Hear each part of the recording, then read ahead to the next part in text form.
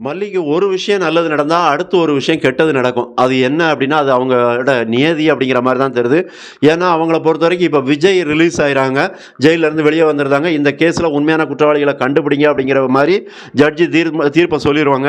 அதன் பிறகு வந்து தீபிகா அப்போ உண்மையான குற்றவாளிய கண்டுபிடிக்கிறதுக்காக அவங்க ட்ரை பண்ணுவாங்க. ஏன்னா, தீபிகாவுமே அதான் சொல்றாங்க. இந்த சார்ஜ் ஷீட் அந்த மாரியான விஷயங்கள்ல கோட்ட விடுற மாரி, அதாவது விஜய் ரிலீஸ் ஆகுற மாரி தான் அவங்களே சார்ஜ் ஷீட் ரெடி பண்ணியிருக்காங்க. அது எதுக்காக அப்படின்னா, ஏன்னா விஜய் வந்து குற்றவாளியே கிடையாது. அப்போ தீபிகாவும் ஒரு நேர்மையானவங்களா தான் இருக்கிறாங்க.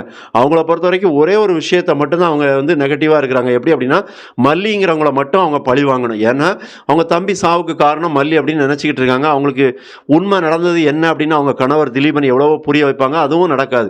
அப்ப இந்த இடத்துல என்ன நடக்க போகுது இனி அடுத்த அடுத்த பிரச்சனை மல்லிக்கு என்ன வரப்போகுது அப்படின்னா, அவங்க தங்கச்சி மயில் மூலமா வரப்போகுது. ஏன்னா, இந்த மயில் வந்து தேவையில்லாத விஷயத்த பண்ணிக்கிட்டு இருக்காங்க. அவங்க ஃபோன்ல எந்நேரமும் ஒரு பையன்கிட்ட பேசிட்டு இருக்காங்க.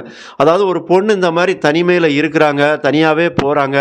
நீங்க வீட்ல தூங்கும்போது ரொம்ப நேரம் போர்வை போத்திட்டு தூங்குறாங்க அப்படின்னாலே, நீங்க கொஞ்சம் எப்பவுமே அந்த பொண்ணு மேலயோ, இல்ல அந்த பையன் மேலயோ ஒரு கவனத்த செலுத்துங்க. ஏன்னா, அவங்க வந்து அந்த மாரி நம்மள விட்டு தனியாவே போறாங்க அப்படின்னா, அவங்களுக்குள்ள வேற ஒரு விஷயம் நடக்குது.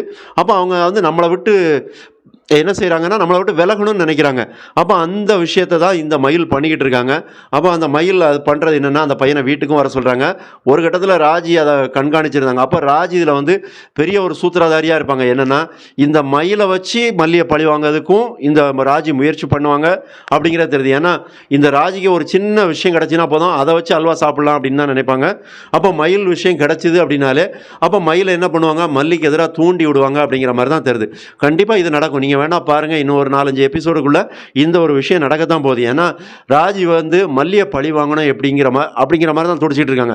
இன்னொருத்தர் யார் துடிக்கிறாங்க? சுடர் துடிக்கிறாங்க, ரகு துடிக்கிறாங்க, இன்னொருத்தர் ரஞ்சிதா துடிக்கிறாங்க. இப்ப இந்த புதுசா வந்த தீபிகா இன்ஸ்பெக்டரும் துடிக்கிறாங்க.